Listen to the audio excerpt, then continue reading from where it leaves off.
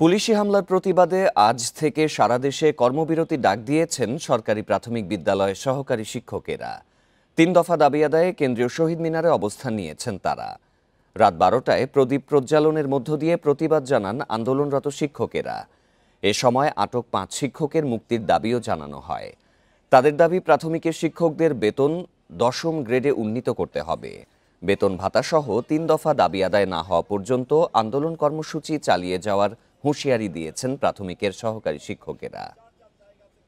অসংখ্য শিক্ষকদের পায়ে অসংখ্য বুলেট বিদ্ধ হয়েছে।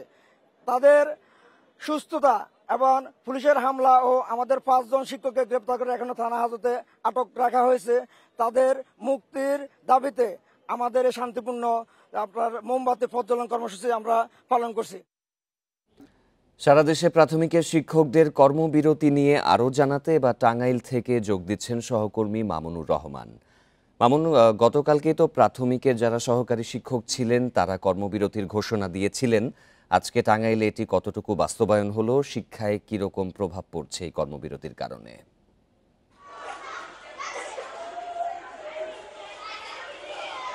সকাল ৯টা থেকে পাঠদান কার্যক্রম শুরু হওয়ার কথা থাকলেও এখন ৯টা ৫ বা ৬ বাজে। আমি এই প্রাথমিক বিদ্যালয়টাতে এসেছি সকাল ৮টা ৩৪-এ। তারপর থেকে শিক্ষার্থীদের আসতে দেখেছি এবং শিক্ষকদেরকে ১৫টার পর থেকে ঢুকতে দেখেছি, কিন্তু পাঠদান কার্যক্রম শুরু হতে দেখিনি। এবং দেখতেই পাচ্ছেন যে শিক্ষার্থীরা কিন্তু বিক্ষুব্ধভাবে দাঁড়িয়ে আছে, অভিভাবকরাও এসেছে, কিন্তু যে পাঠদান সে কার্যক্রম কিন্তু শুরু হয়নি। তো এইখানে আসার পর দু একজন শিক্ষকের সাথে কথা বলেছি। তারা নাম প্রকাশ অনিচ্ছে এবং তারা ক্যামেরার সামনে কথা বলবে না মর্মে জানিয়ে তারা যেটা বলছে যে কেন্দ্রীয় কর্মসূচির অংশ হিসেবে তারা আজকে থেকে অনির্দিষ্টকালের জন্য যে পাঠদান বন্ধ রাখার কথা, যে ধর্মঘটের কথা রয়েছে, তারই অংশ হিসেবে তারা আজকে ক্লাস নেবে না বলে আমাকে তারা জানিয়েছে। আর এখানে শিক্ষার্থীদের পাশাপাশি বেশ কিছু অভিভাবককেও দেখেছি, তারা বিষয়টি জানতেন না এবং আসার পরে তারা অনেকেই কিন্তু কিছুটা ক্ষুব্ধ প্রতিক্রিয়া ব্যক্ত করেছেন। নভেম্বর মাসের ৮ তারিখের পর থেকে আর হাতে আছেই অল্প কিছুদিন, তারপরেই ক্লাস বন্ধ হয়ে যাওয়ার সমাপনী পরীক্ষা যদি হয় সেটা দেওয়ার পরে। তো সেই ক্ষেত্রে এই যে অল্প কিছুদিন আছে এর মাঝে যে তাদের শিক্ষা কার্যক্রমটা বন্ধ রয়েছে, এর জন্য কিন্তু অভিভাবকরা বেশ উৎকণ্ঠিত এবং উদ্বেগ প্রকাশ করেছে।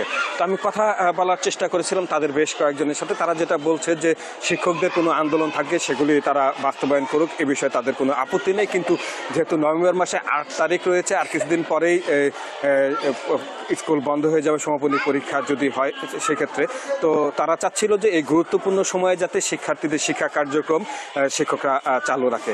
তো যেটা বলছিলাম যে কয়েকজন শিক্ষকের সাথে আমার কথা বলা সম্ভব হচ্ছে, তারা সবাই বলেছে যে কেন্দ্রীয় কর্মসূচির অংশ হিসেবে তারা এই কর্মবিরতি পালন করছে। কেন্দ্র থেকে কোনো সিদ্ধান্ত না আসলে তারা কোনো কিছু বলতে পারছে না। আর এই জেলাতে 23টি প্রাথমিক বিদ্যালয় রয়েছে। আমি সকাল থেকে জেলা প্রাথমিক শিক্ষকদের যে সমিতি রয়েছে সেই সমিতির কর্মকর্তার সাথে কথা বলার চেষ্টা করছিলাম, তো তার সাথে কথা বলতে পারিনি। তবে এখন পর্যন্ত বলা যায় যে সব জায়গায় ফোনে যোগাযোগ করে জানতে পেরেছি জেলার সব জায়গাতে প্রাথমিক শিক্ষা কার্যক্রম। আপনি নিশ্চয়ই এই বিষয়ে আরো তথ্য সংগ্রহ করতে থাকুন। দর্শক, আমাদের সহকর্মী যেমনটি জানাচ্ছিলেন যে কেন্দ্রীয় শহীদ মিনার থেকে কেন্দ্রীয়ভাবে প্রাথমিক বিদ্যালয়ের সহকারী শিক্ষকরা আন্দোলন করছেন, সেখানকার পরিস্থিতি জানাতে এবার যোগ দিচ্ছেন সহকর্মী আল আমিন হোসেন। আল আমিন, গতকালকে যে পূর্ব নির্ধারিত সিদ্ধান্ত অনুযায়ী আজকে প্রাথমিকের সহকারী শিক্ষকরা তো কর্মবিরতি পালন করছেন, ৩ দফা দাবির কথা তারা জানিয়েছেন। এই মুহূর্তের পরিস্থিতি কেমন, কি কর্মসূচি পালন করছেন তারা? গতকালকে তাদের যে পূর্ব ঘোষিত কর্মসূচি, অর্থাৎ আজকে থেকে তারা যে কর্মবিরতি পালন করবেন, অর্থাৎ ক্লাসরুমে যাবে না, তারই ধারাবাহিকতায় আমরা এখানে বাংলাদেশের বিভিন্ন প্রান্ত থেকে প্রাথমিক বিদ্যালয়ের সহকারী শিক্ষকরা যারা এসেছেন তারা এখানে মূলত অবস্থান করছেন। তবে উপস্থিতি খুবই কম। কেউ কেউ বলেছেন যে তারা আসলে কেউ আত্মীয় স্বজন যারা রয়েছেন সেখানে তারা গিয়েছেন, কিংবা এখানে রাতে সেই আত্মীয় স্বজনের বাসায় অবস্থান করে হয়তো একটা সময় পরে, অর্থাৎ সকালের দিকে অথবা দুপুরের দিকে তারা এসে আন্দোলনে সংহতি প্রকাশ করবেন। যদিও এই আন্দোলনের যৌক্তিকতা নিয়ে প্রশ্ন তুলেছেন প্রাথমিক ও গণশিক্ষা উপদেষ্টা অধ্যাপক বিধান রঞ্জন পোদ্দার। আর তিনি গতকালকে খুলনায় যেটি বলেছেন যে কিছুদিন আগে প্রাথমিক বিদ্যালয়ের প্রধান শিক্ষকদের অলরেডি 10ম গ্রেডে সরকার নিয়ে নিয়েছে। সেক্ষেত্রে এখন প্রধান শিক্ষকদের আবার কিভাবে সহকারী শিক্ষকদের কিভাবে আবার আসলে এই গ্রেড নিয়ে হবে, আসলে এই আন্দোলনের যৌক্তিকতা নিয়ে তিনি প্রশ্ন তুলেছেন। পাশাপাশি তাদের 3টি যে দাবি, সেই 3টি দাবির মধ্যে আরো 2টি দাবি হচ্ছে 10 থেকে 16 বছর পরে তাদের যে সিলেকশন গ্রেড, সেই সিলেকশন গ্রেড পাওয়া, এবং পাশাপাশি আরেকটি বিষয় তারা দাবি করেছে যে বিভাগীয় পদোন্নতি। যদিও এই দুটি বিষয় সম্পর্কে এই দুটি বিষয়ে যদিও নিশ্চয়ই আপনি তথ্য সংগ্রহ করতে থাকুন, আবার আপনার সাথে আমরা যুক্ত হব। কোন দলের স্বার্থ বাস্তবায়ন করা অন্তর্বর্তী সরকারের কাজ নয় বলে মন্তব্য করেছেন বিএনপির ভারপ্রাপ্ত চেয়ারম্যান তারেক রহমান। শনিবার বিকেলে রাজধানীর কৃষিবিদ ইনস্টিটিউশনে মতুয়া বহুজন সমাজ ঐক্য জোটের প্রতিনিধি সম্মেলনে তিনি এই মন্তব্য করেন। বলেন, নির্বাচনের মাধ্যমে একটি জবাবদিহিমূলক ও গণতান্ত্রিক সরকার প্রতিষ্ঠাই বর্তমানে সরকারের দায়িত্ব। রাজধানীর কৃষিবিদ ইনস্টিটিউটে আয়োজিত হিন্দু প্রতিনিধি সম্মেলনে দেশের বিভিন্ন ইস্যুতে বিএনপির শীর্ষ নেতারা দলের অবস্থান এবং ভবিষ্যৎ পরিকল্পনা তুলে ধরেন। দলীয় স্বার্থে কেউ যাতে ধর্মীয় পরিচয় ব্যবহার করতে না পারে সে বিষয়ে সজাগ থাকার আহ্বান জানান নেতারা। দল ক্ষমতায় গেলে অসাম্প্রদায়িক, প্রগতিশীল ও সমৃদ্ধ বাংলাদেশ গড়ে তোলা হবে বলে জানান বিএনপির মহাসচিব। আমরা হিন্দু, মুসলমান, বৌদ্ধ, খ্রিস্টান সবাই একসাথে আমাদের এই দেশকে স্বাধীন করবার জন্য লড়াই করেছিলাম।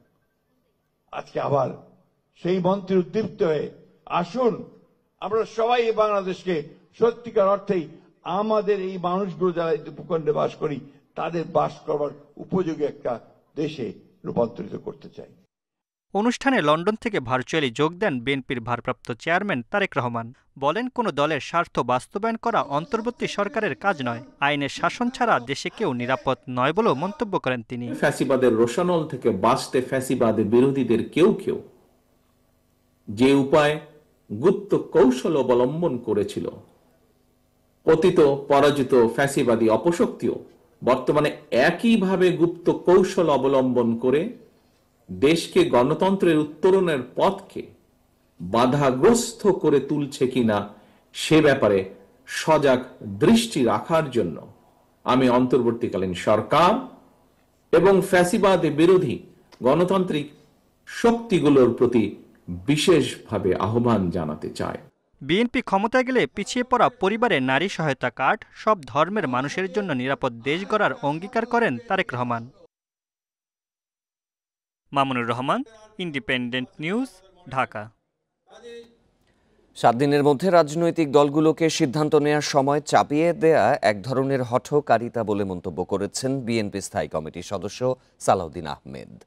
বলেন, এটি অন্তর্বর্তী সরকারের এখতিয়ার বহির্ভূত। শনিবার বিকেলে রাজধানীর ডিপ্লোমা ইঞ্জিনিয়ার্স ইনস্টিটিউটে ছাত্রদলের আলোচনা সভায় এই মন্তব্য করেন তিনি। সালাউদ্দিন আহমেদ বলেন, কেউ ঋণ করে ঘি খেতে চাইলে খাক, তবে রাজনীতির মাঠকে আর অগণতান্ত্রিকভাবে উত্তপ্ত হতে দেবে না বিএনপি। তিনি আরও বলেন, সরকারের সীমারেখা একটি সুষ্ঠু নির্বাচন পর্যন্ত। এ নিয়ে আলোচনা করতে প্রস্তুত বিএনপি।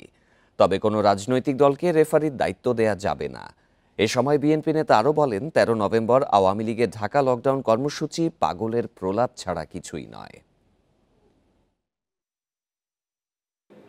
আপনারা ঋণ করে ঘি খেতে চান, খান, কিন্তু আমরা বাংলাদেশের গণতন্ত্র প্রতিষ্ঠার জন্য রাজপথের এই ময়দানকে অগণতান্ত্রিক পদ্ধতিতে আর উত্তপ্ত হতে দেব না। আলটিমেটাম কারা দিচ্ছেন? সরকারকে। তো সরকার তো আপনাদের পক্ষে সুপারিশ দিয়েছে। দেশের রাজনৈতিক বলয়ে নতুন কোনো দল আসুক তা চায় না বড় রাজনৈতিক দলগুলো, এমন মন্তব্য করেছেন এনসিপি সিনিয়র যুগ্ম আহ্বায়ক সামান্তা শারমিন। শনিবার ঢাকা রিপোর্টার্স ইউনিটিতে এক অনুষ্ঠানে এই মন্তব্য করেন তিনি। বলেন, জনগণকে রাজনৈতিক গোলক ধাঁধার মধ্যে আটকে রাখা হয়েছে। রাজপথে বুক পেতে থাকা তরুণদের উপেক্ষা করা হচ্ছে বলেও মন্তব্য করেন তিনি। বলেন, জুলাই সনদ যদি বাস্তবায়ন না হয় তাহলে নতুন করে গণ অভ্যুত্থানের সম্ভাবনা উড়িয়ে দেয়া যায় না। তার দাবি, পুরনো রাজনৈতিক দলগুলোর বুদ্ধিবৃত্তিক সক্ষমতা নেই, তাই মৌলিক কাঠামোতে পরিবর্তন আনতে হবে। তিনি হুঁশিয়ারি দেন, জুলাই সনদ বাস্তবায়নে বাধা দেয়া হলে তরুণ সমাজ মেনে নেবে না।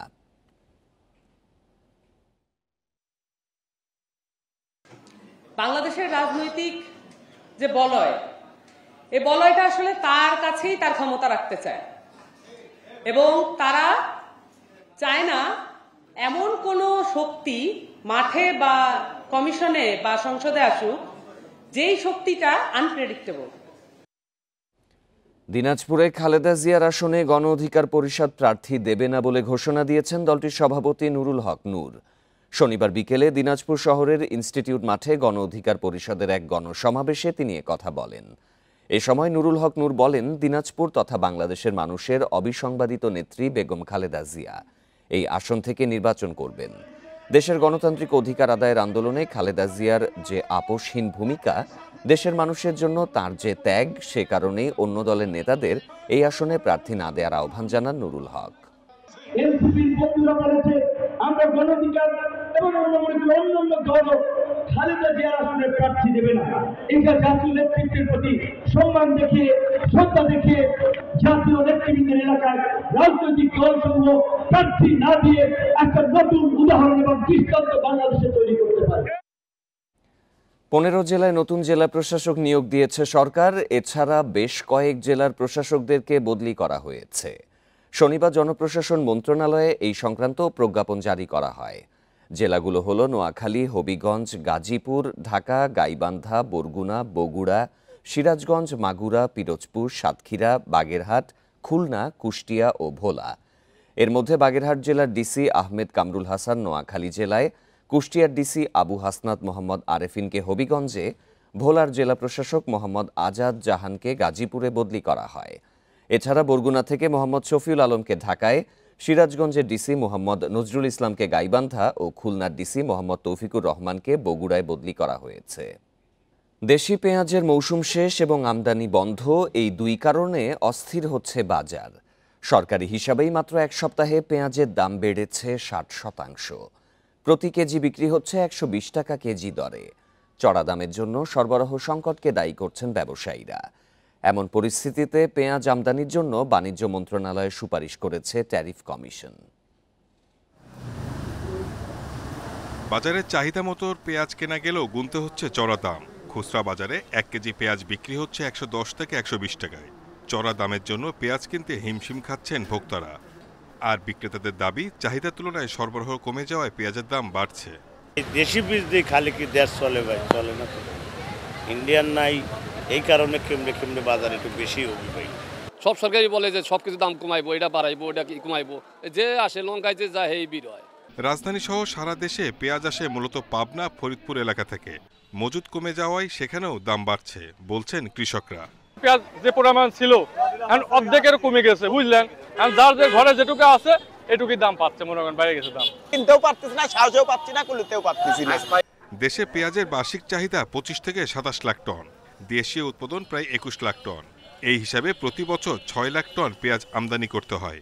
তবে দীর্ঘদিন আমদানি বন্ধ থাকা ও দেশি পেঁয়াজের মৌসুম শেষ হওয়ায় সংকট তৈরি হয়েছে বলে দাবি শ্যামবাজার পেঁয়াজ ব্যবসায়ীদের। তাদের মতে পরিস্থিতি উন্নয়নে আমদানির বিকল্প নেই। ইমিডিয়েট আইপি না পেঁয়াজ পাবেই না, তো পেঁয়াজই তো নাই, আসলেও তো নাই। যেরকম আমাদের দেশে সবসময় পেঁয়াজ 20% ঘাটতি থাকে, সেই ঘাটতিটা মনে করেন এবার হয়তো 10% বা 15% ঘাটতি ছিল, সেটা তো এখনও আছে। সেই ঘাটতিটা থাকাতে আজকে দেখেন পেঁয়াজ তো সাধারণ মানুষ তো পেঁয়াজ খাইতে পারতেছে না।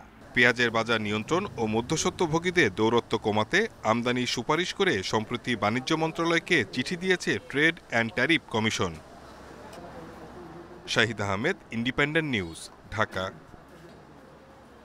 এদিকে সপ্তাহের ব্যবধানে চট্টগ্রামের বাজারে কেজি প্রতি 25 থেকে 35 টাকা পর্যন্ত বেড়েছে পেঁয়াজের দাম।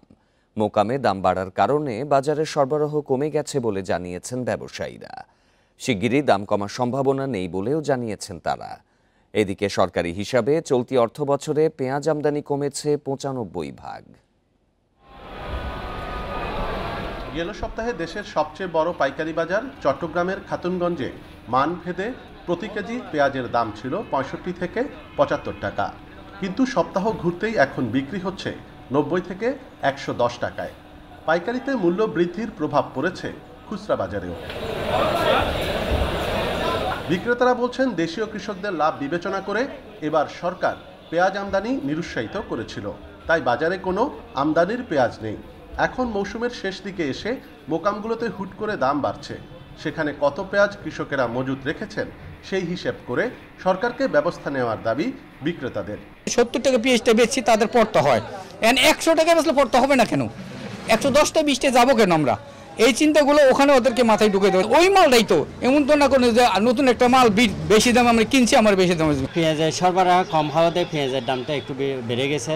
কারণ আমাদের দেশি পেঁয়াজ প্রায় যেটা হালি পেঁয়াজ সেটা লাস্ট পর্যায়ে যদি সরকার চিন্তা ভাবনা করে যে আইপিও দিলে ইনপুট করলে দামটা কমে যাবে। জাতীয় রাজস্ব বোর্ডের হিসেবে চলতি অর্থ বছরের প্রথম 4 মাসে চট্টগ্রাম বন্দর দিয়ে 102 টন সহ মোট পেঁয়াজ আমদানি হয়েছে 13,000 টন, যা গেল বছরের একই সময়ে আমদানির মাত্র 5%। তবে বাজারে অস্থিরতা তৈরি হওয়ায় এখন পেঁয়াজের আমদানি অনুমতিপত্র বাড়ানোর সিদ্ধান্ত নিয়েছে মন্ত্রণালয়। পেঁয়াজ আমদানির জন্য অনেকে আবেদন করতেছে এবং অনেকের আমদানি অনুমতিপত্র দেওয়া হয়েছে। খুব শীঘ্রই আরও কিছু পেঁয়াজ দেশে আমদানি হবে, সেই ক্ষেত্রে হয়তো পেঁয়াজের দাম আগের চেয়ে একটু স্থিতিশীল চলে আসবে আশা করি। দেশে বেশি পেঁয়াজ আমদানি হয় ভারত থেকে, এছাড়া মিয়ানমার, চীন, তুরস্ক থেকেও আসে। তবে বাজারে এসব পেঁয়াজের চাহিদা কম।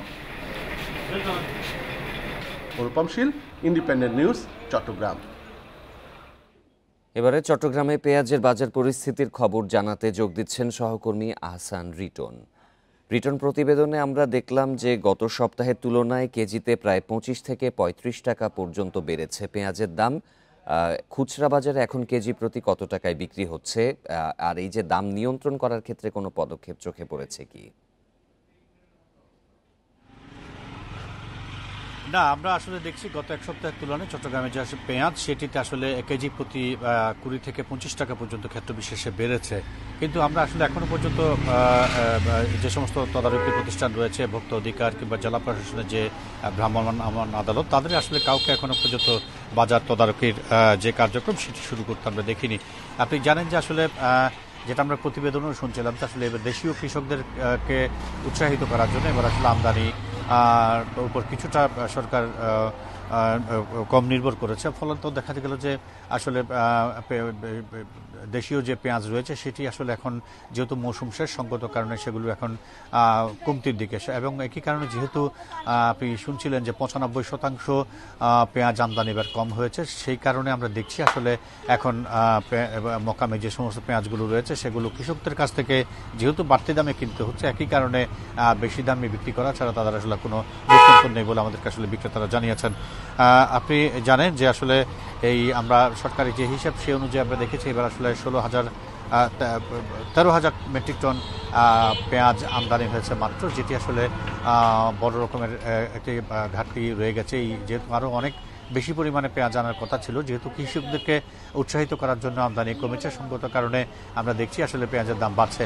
এবং এক্ষেত্রে বিক্রেতারা যেটি বলছেন সেটি হচ্ছে খুব সহসা পেঁয়াজের দাম কমার কোনো সম্ভাবনা তারা দেখছে না, এবং সেক্ষেত্রে আসলে দেশের বাইরে থেকে যে আমদানি করা হয় সেই আমদানিটি যদি এখনই শুরু করা না যায় তাহলে পেঁয়াজের দাম আরও বাড়বে বলে আসলে তারা মনে করছেন। আপনি জানেন যে আসলে ভারত থেকে মূলত বড় আকারের পেঁয়াজ দেশে আমদানি করা হয়, যেহেতু এবার সেই আমদানিটি বন্ধ রয়েছে এখন পর্যন্ত কম, সঙ্গত কারণে দাম বাড়তি।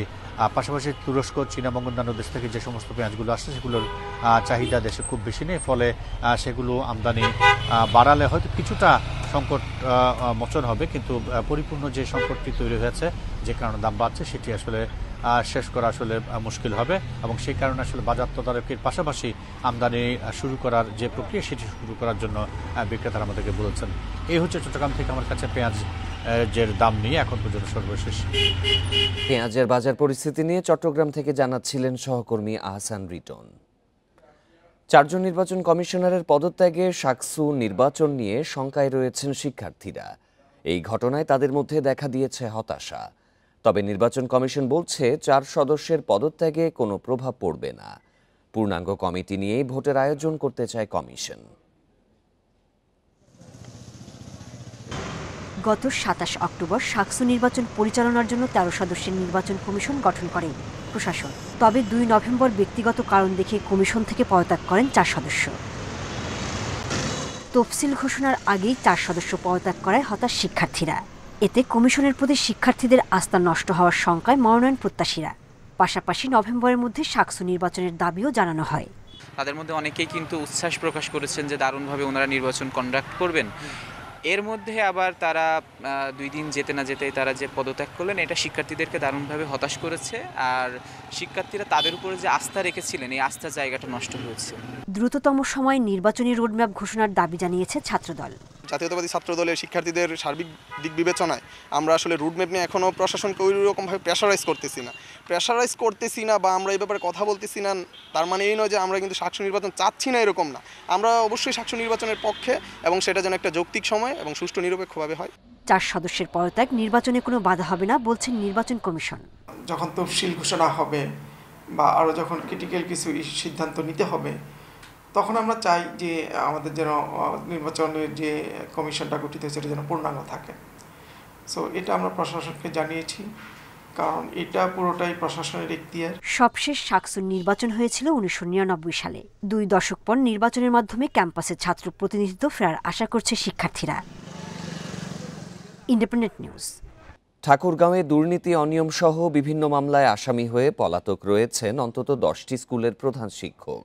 এতে ব্যাহত হচ্ছে শিক্ষা কার্যক্রম, দেখা দিয়েছে প্রশাসনিক নানা জটিলতাও। এছাড়া প্রধান শিক্ষকের অনুপস্থিতির সুযোগে স্কুলে অনিয়মিত হয়ে পড়েছেন অন্যান্য শিক্ষক কর্মচারীরাও। পাঠদান স্বাভাবিক করতে দ্রুত ব্যবস্থা নেয়ার দাবি অভিভাবকদের। গত বছর 5 আগস্টের পর থেকে পলাতক বালিয়াডাঙ্গি উপজেলার হলদিবাড়ি বালিকা উচ্চ বিদ্যালয়ের প্রধান শিক্ষক বাবুল হোসেন। কিন্তু হাজিরা খাতায় গোপনে স্বাক্ষর দেওয়ারও অভিযোগ উঠেছে তার বিরুদ্ধে। প্রধান শিক্ষকের অনুপস্থিতিতে স্কুলে নিয়মিত আসছেন না অন্য শিক্ষক কর্মচারীরাও। এতে ব্যাহত হচ্ছে পাঠদান। জেলা সদরসহ বিভিন্ন উপজেলার অন্তত 10 শিক্ষা প্রতিষ্ঠানের প্রধান শিক্ষকের বিরুদ্ধে অর্থ আত্মসাৎ, অনিয়ম ও রাজনৈতিক প্রভাব খাটিয়ে ক্ষমতার অপব্যবহার সহ বিভিন্ন মামলা হয়েছে। কেউ কেউ জামিন পেলেও বেশিরভাগই পলাতক। এই অবস্থায় স্কুলে সন্তানদের পাঠদান নিয়ে উদ্বেগে অভিভাবকরা। শিক্ষকরা যেন রাজনীতি মুক্ত থাকে, যে যার মতো করে একটা সমর্থন থাকতে পারে, মনোসমর্থন, কিন্তু সেটা প্রকাশ্যে যেন না হয়। যেভাবে এলোমেলো করে বিদ্যালয় চলছে, এর জন্য ছাত্রছাত্রীরাও আসে না। আস্তে আস্তে এইভাবে ছাত্রছাত্রী কমে যাচ্ছে এবং শিক্ষা প্রতিষ্ঠানে অপূরণীয় ক্ষতি হচ্ছে। এইসব শিক্ষকদের সরকার দ্রুত একটা প্রয়োজনীয় ব্যবস্থা গ্রহণ করে স্কুলে আসার ব্যবস্থা করতে পারলে শিক্ষার মান উন্নয়ন ঘটবে। এসব স্কুলে দিন দিন কমছে ছাত্রছাত্রীর সংখ্যা। এদিকে পাঠদান স্বাভাবিক রাখার বিষয়ে ব্যবস্থা নেওয়ার আশ্বাস দেন জেলা শিক্ষা কর্মকর্তা। তারা তাদের যে মামলাগুলো রয়েছে সেই মামলাগুলো আইনের মাধ্যমে দ্রুত নিষ্পত্তি করে জামিনে মুক্ত হয়ে আমাদের যে শিক্ষা প্রতিষ্ঠানগুলোতে শিক্ষার্থীদেরকে আলোকিত করবে। শিক্ষা কার্যক্রম স্বাভাবিক রাখতে দ্রুত বিকল্প ব্যবস্থা ও প্রশাসনিক উদ্যোগ চান অভিভাবকরা। সেই সাথে ভবিষ্যৎ সংকট এড়াতে শিক্ষা প্রতিষ্ঠান ও শিক্ষকদের রাজনীতি মুক্ত রাখার আহ্বান স্থানীয়দের। Independent news. জনমত উপেক্ষা করে চট্টগ্রাম বন্দর বিদেশিদের কাছে ইজারা দেওয়ার সিদ্ধান্ত বন্ধ না হলে নভেম্বরের শেষ সপ্তাহে প্রধান উপদেষ্টার বাসভবন যমুনা ঘেরাওয়ের হুঁশিয়ারি দিয়েছে বাম গণতান্ত্রিক জোট। শনিবার বিকেলে চট্টগ্রামের পুরাতন রেলওয়ে স্টেশন চত্বর থেকে এক প্রতিবাদ সমাবেশে এই ঘোষণা দেন জোটের সমন্বয়ক বজলুর রশিদ ফিরোজ। তিনি বলেন, বন্দর ইজারা দেওয়ার মাধ্যমে অন্তর্বর্তী সরকার দেশের স্বার্থ ভুলুণ্ঠিত করছে। এতে দেশের নিরাপত্তা ও সার্বভৌমত্ব হুমকির মধ্যে পড়বে বলেও মন্তব্য করেন তিনি। দাবি না মানলে নভেম্বরের শেষ সপ্তাহে যমুনা ঘেরাও করার ঘোষণা দেন তিনি। গেল 25 মে প্রধান উপদেষ্টার প্রেস সচিব শফিকুল আলম চট্টগ্রাম বন্দরের কন্টেইনার ব্যবস্থাপনার বিষয়ে 3 দেশের 3 কোম্পানির সাথে সরকারের আলোচনা চলার বিষয়টি সামনে আনেন। এরপর থেকে বিভিন্ন রাজনৈতিক দল ও সংগঠন এর বিরোধিতা করছে। তাহলে কি আমরা বলবো আমেরিকা থেকে, ব্রিটেন থেকে, ফ্রান্স থেকে লোকজন এনে এই আইন শৃঙ্খলা রক্ষাকারী বাহিনীর দায়িত্ব দেন? তা তো দিবেন না। তাহলে বন্দর কেন পরিচালনা করার জন্য বিদেশি কোম্পানির কাছে দিতে হবে? দেশে বিদেশি পণ্যের পেটেন্ট ব্যবহারের অনুমতি না থাকায় এলডিসি উত্তরণের পর ব্যবসায়ীদের খরচ বাড়বে। শনিবার রাজধানীতে এক সেমিনারে এ বিষয়ে উদ্বেগ জানান ব্যবসায়ীরা। তাদের মতে এ বিষয়ে দ্রুত ব্যবস্থা না নিলে বিদেশি প্রতিষ্ঠানের প্রযুক্তি ব্যবহারে ব্যয় আরও বাড়বে। এ সময় নীতিগত সমস্যা সমাধানে সব পক্ষকে একসাথে কাজ করার আহ্বান জানান শিল্প সচিব। অধিকারটা দেওয়া, তো বর্তমানে বিদেশি কোনো কোম্পানির তৈরি করা পণ্যের ডিজাইন বিনা অনুমতিতে ব্যবহার করতে পারে বাংলাদেশ। তবে 2026 সালের নভেম্বরে এলডিসি থেকে উত্তরণের পর ব্যবসায়ীদের এসব পণ্য ব্যবহারে বাড়তি খরচ গুনতে হবে, যার সবচেয়ে বেশি প্রভাব পড়বে দেশের ওষুধ খাতে। ব্যবসায়ীদের মতে এলডিসি উত্তরণের আগে এই কপিরাইট আইন সংশোধন করা না হলে ঝুঁকিতে পড়তে পারে উদ্যোক্তাদের ভবিষ্যৎ। একই সাথে দেশীয় উদ্ভাবন ও সৃজনশীল কাজে আইনি সুরক্ষা নিশ্চিতের নীতিগত পরিবর্তন আনা জরুরি বলে মনে করেন তারা। ডোমেস্টিক এই ক্রিয়েশন ইন্ডাস্ট্রি আছে, কপিরাইট প্রোটেকশন নিতে পারে, বাট এইটার ক্ষেত্রে যদি বাইরের কোনো কপিরাইট প্রোটেক্টেড কোনো কন্টেন্ট এটাতে অ্যাড করতে চায় বা এইটা দিয়ে কনভার্ট করতে চায়, তাহলে কিন্তু একটু সমস্যা হবে, কষ্ট বেড়ে যাবে। আফটার এলডিসি রেজুলেশন অবস্থাটা কি? এখন তো সবাই বসে আছে, যে মাইক্রোসফট বসে আছে, কালকে কিভাবে ধরবো, আপনার ইউনিলিভার বসে আছে, কালকে কিভাবে ধরবো, আমাদের ব্যাট যেটা যে টোবাকো, ওরা বসে আছে, কিভাবে ধরবো। বক্তারা বলেন, সরকারের প্রতিষ্ঠানগুলোতে এখনো উন্নত গবেষণা করার মতো সক্ষমতা নেই। এছাড়া বিশ্ববিদ্যালয়গুলোতেও উদ্ভাবন নিয়ে তেমন আলোচনা হয় না। ওইটার প্যাটার্ন নিয়ে অনেক গোলমাল হয়েছে নিজেদের মধ্যে, সেটা আমরা মেটাতেই পারি না। কষ্ট করে করছে, ইকুইপমেন্ট ব্যবহার করছে, স্পেস ব্যবহার করছে প্রতিষ্ঠানের, সুতরাং তারাও লাভবান হবে এবং নেক্সট স্টেপে এই টাকা দিয়ে আরো গবেষণার কাজ হবে। সুতরাং এই পলিসিগুলো না থাকার কারণে আমরা কিন্তু মাইকে যাচ্ছি।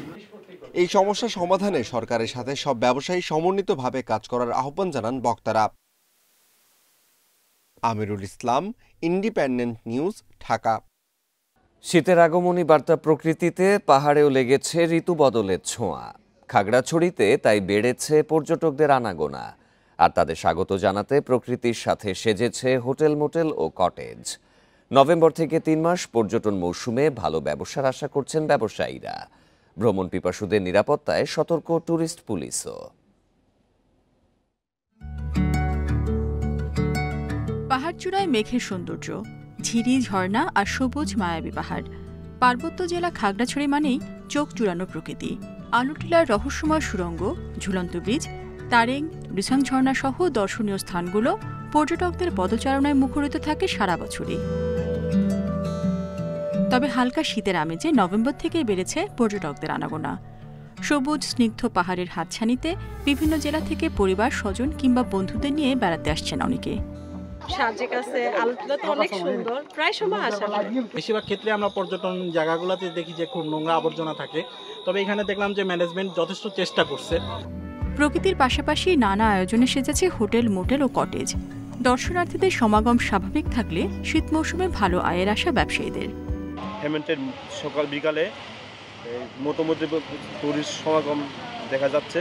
সামনে যেহেতু আর সিজন আছে 3 মাস, 3 মাসের অনেক টুরিস্ট এখানে সমাগম হবে বলে আশা করি আমরা। ভ্রমণ নিরাপদ করতে প্রতিটি পর্যটন কেন্দ্রে সার্বক্ষণিক দায়িত্ব পালন করছে টুরিস্ট পুলিশ। পর্যটকরা ঘুরতে আসলে আমরা তাৎক্ষণিক সবসময় নিরাপত্তা দিচ্ছি। কোনো পর্যটক কোথায় সমস্যা হলে আমাদের 999 ফোন দেয়, ওখান থেকে আমরা কল পেয়ে দ্রুত ঘটনাস্থলে যাই। নভেম্বর থেকে জানুয়ারি 3 মাসে পাহাড়ে পর্যটনের মূল মৌসুম। এ সময় খাগড়াছড়িতে অন্তত 40,000 পর্যটক বেড়াতে আসবেন বলে ধারণা সংশ্লিষ্টদের। Independent news. এই ছিল সকাল 9টার বিরতিহীন সংবাদে। আমন্ত্রণ পরের আয়োজনে।